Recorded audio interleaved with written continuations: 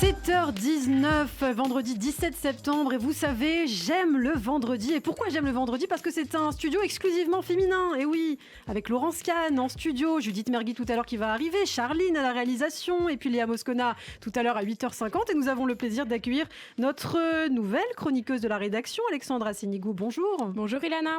Alors Alexandra, nous allons vous retrouver tous les vendredis à 7h20 jusqu'au mois de novembre dans cette nouvelle chronique Destin de femmes. Et oui, puisque tellement de femmes, de destin de femmes mérite d'être connu. Et ce matin sur Radio J, je crois que vous aviez une idée bien en tête. Et oui, Lana, vous parliez tout à l'heure de Robert Badinter. Alors, je vais rester dans le thème, mais cette fois, on va s'intéresser à Madame Badinter.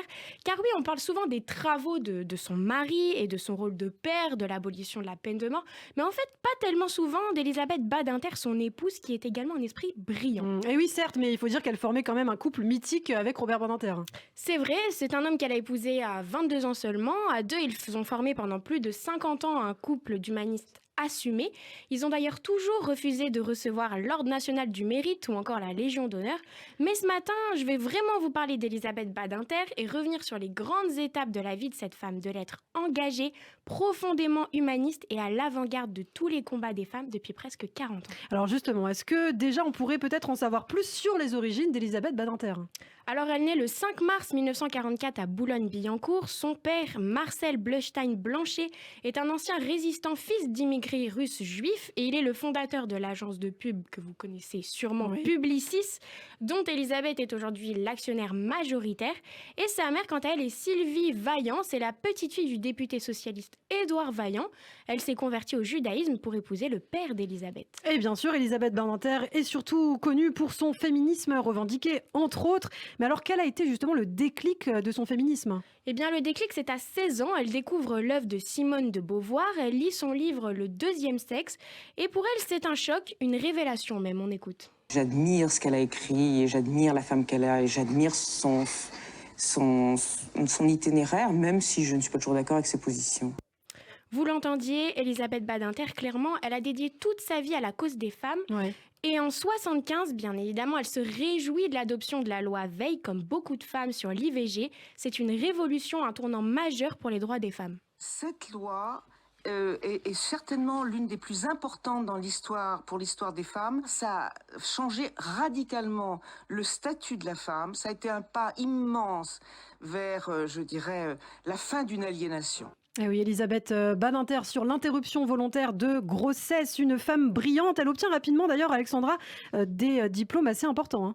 Oui, en 73, à l'âge de 29 ans, Elisabeth Badinter obtient l'agrégation de philosophie à la Sorbonne et se spécialise dans le siècle des Lumières. Mais la philosophe a souvent fait polémique pour ses idées avant-gardistes, notamment en 1980.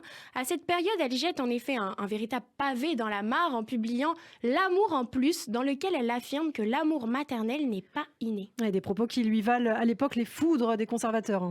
Tout à fait, c'est ceux en fait qui défendent un modèle familial classique, des personnes pour lesquelles avoir un enfant est et doit être la plus belle chose, le but de la vie de chaque homme et surtout de chaque femme. Et puis en 2012, à l'âge de 68 ans, elle se positionne en faveur du mariage pour tous et se dit ouvertement pour l'idée d'une GPA, d'une gestation pour autrui, qu'elle souhaite éthique et encadrée. Vous me dites marchandisation du corps. J'en ai assez. J'admets moralement qu'on puisse demander à une femme qui est volontaire pour faire ça de le faire. J'admets que, évidemment aussi, que ça doit être encadré. Le féminisme, le droit des femmes, un combat important pour Elisabeth Badinter. Beaucoup de sujets sur lesquels s'exprime la philosophe. Un mot notamment de la laïcité qui est aussi une valeur chère à son cœur. En effet, dès la fin des années 80, elle dénonce le port du voile puis de la burqa sur la voie publique au nom de la laïcité. Elle réagit notamment aux actualités sur le sujet comme l'affaire de la crèche Babylou. Elle s'insurge également contre les marques qui proposent des vêtements islamiques. Enfin, le 6 janvier 2016, un an après les attentats de Charlie Hebdo, elle prend à nouveau la parole pour défendre la laïcité et répond au passage à ses détracteurs qui la traitent d'islamophobe. Écoutez. Il ne faut pas avoir peur de se faire traiter d'islamophobe, qui a été, si vous voulez, pendant pas mal d'années, comment dirais-je, le stop absolu, l'interdiction de parler et presque la suspicion sur la laïcité. Elisabeth Badinter sur l'islam, elle est évidemment engagée, Alexandra, contre l'antisémitisme. Et oui, alors jusque-là réticente à s'exprimer sur le sujet, elle a ressenti le besoin d'en parler peu de temps après le meurtre effroyable de Sarah Halimi en 2017. La philosophe s'était une nouvelle fois engagée dans les colonnes de l'Express. Elle a dit, je cite, « Ne laissez pas les Juifs mener seuls ce combat ». Elle s'était indignée du silence médiatique de l'époque par rapport à l'affaire Sarah Halimi. Elle avait également déploré une mutation des partis de gauche qu'elle dit, je cite, « aujourd'hui davantage portée sur l'antisionisme que sur la lutte contre l'antisémitisme ». Alors Alexandra, que retenir finalement de la vie d'Elisabeth Badinter ? Aujourd'hui encore, Elisabeth Badinter incarne l'une des figures les plus emblématiques du féminisme français. Vous l'aurez compris, c'est une femme qui ose, une femme inspirante même et très en avance sur son temps.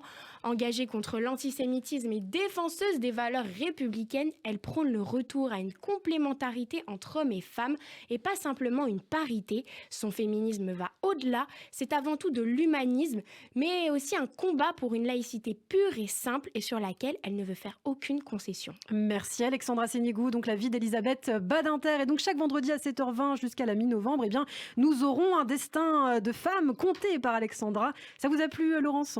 Ah oui, j'en redemande. Alors, à la semaine prochaine, surprise.